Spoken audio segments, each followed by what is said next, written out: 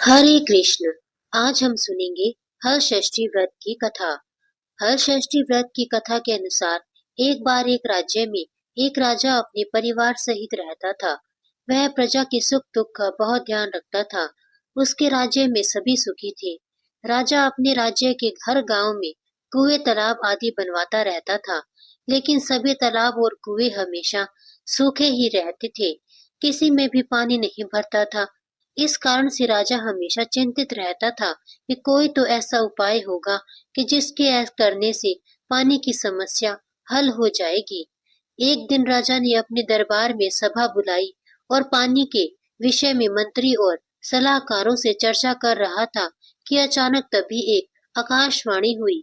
हे राजा, तुम अपने इकलौते पुत्र की बलि दोगे, तभी तुम्हारी इस समस्या का हल होगा, वरना तुम हमेशा ऐसे ही पानी के लिए चिंतित रहोगे।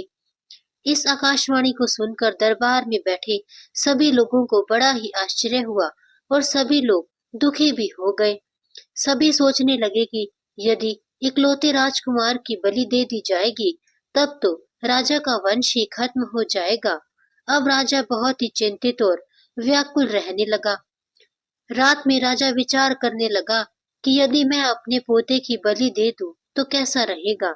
इससे आकाशवाणी की बात भी पूरी हो जाएगी और मेरा वंश भी बच जाएगा, क्योंकि मेरे बेटे के जीवित रहने से भविष्य में और भी पोतों का जन्म हो सकता है।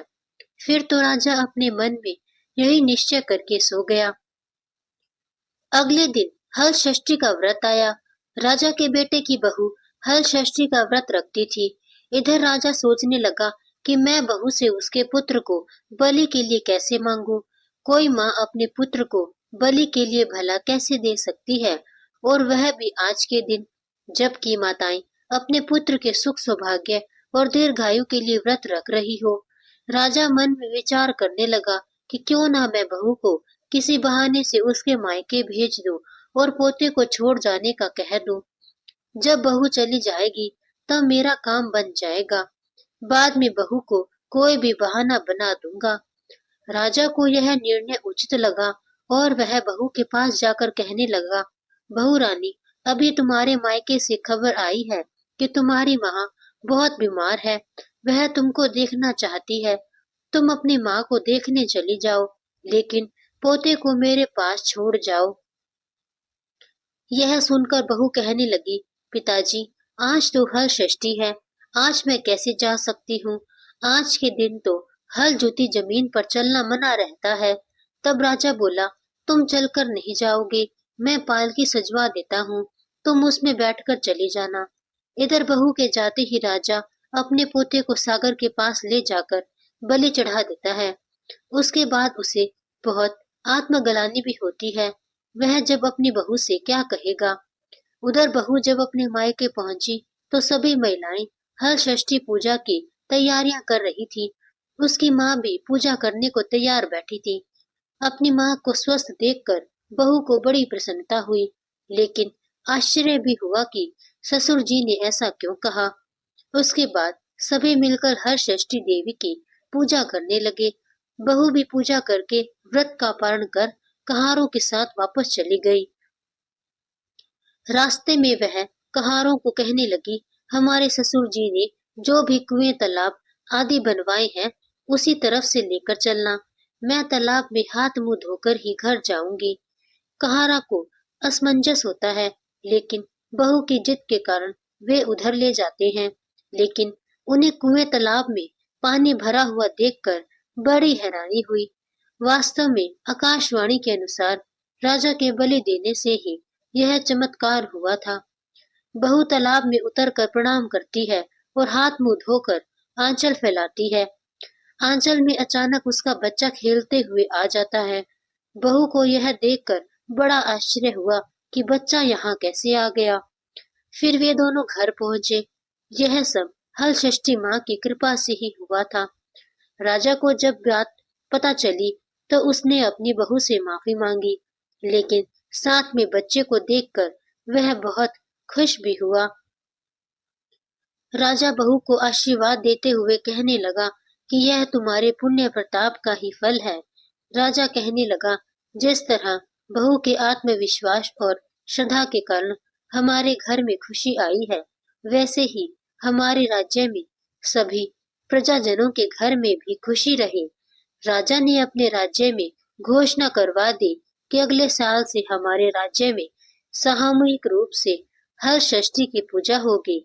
जिस प्रकार हर षष्ठी माता की कृपा से राजा के घर में खुशियां आई, उसी प्रकार हर षष्ठी माता के व्रत से आप सभी श्रोताओं के घर में भी सदैव खुशियां बनी रहे। सभी प्रेम से बोलिए, षष्ठी माता की जय। प्राचीन काल में एक ग्वालिन थी। उसका प्रसव काल अत्यंत ही निकट था। एक ओर वह प्रसव से व्याकुल थी और दूसरी ओर उसका मन गौरस दूध दही बेचने में लगा हुआ था। उसने सोचा कि यदि प्रसव हो गया तो गोरस यूं ही पड़ा रह जाएगा। यह सोचकर उसने दूध दही के घड़े सिर पर रखे और बेचने के लिए चल दी। किंतु कुछ दूर पहुंचने पर उसे असहनीय प्रसव पीड़ा हुई। वह एक झरभेरी की ओट में चली गई और वहां एक बच्चे को जन्म दिया। वह बच्चे को वहीं छोड़कर पास के गांव में दूध दही बेचने चली गई। संयोग से उस दिन हल षष्ठी थी। गाय भैंस के मिश्रित दूध को केवल भैंस का दूध बताकर उसने सीधे साधे गांव वालों में बेच दिया। उधर जिस झरबेरी के नीचे उसने बच्चे को छोड़ा था, उसके समीप ही खेत में एक किसान हल जोत रहा था।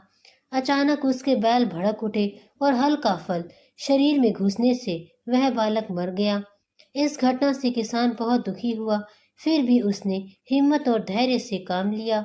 उसने झरबेरी के कांटों से ही बच्चे के चिरे हुए पेट में टांके लगाए और उसे वहीं छोड़कर चला गया।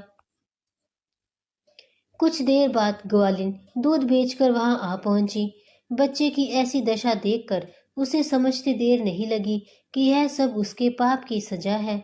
वह सोचने लगी कि यदि मैंने झूठ बोलकर गाय का दूध ना बेचा होता और गांव की स्त्रियों का धर्म भ्रष्ट ना किया होता तो मेरे बच्चे की यह दशा ना होती। अतः मुझे लौटकर सब बातें गांव वालों को बताकर प्रायश्चित करना चाहिए।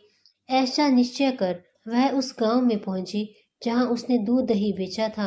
वह गली गली घूमकर अपनी करतूत और उसके फल स्वरूप मिले दंड का बखान करने लगी।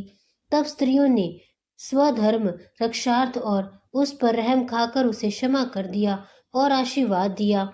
बहुत सी स्त्रियों द्वारा आशीर्वाद लेकर जब वह पुनः झरबेरी के नीचे पहुंची तो यह देखकर आश्चर्यचकित रह गई कि उसका पुत्र जीवित अवस्था में पड़ा है।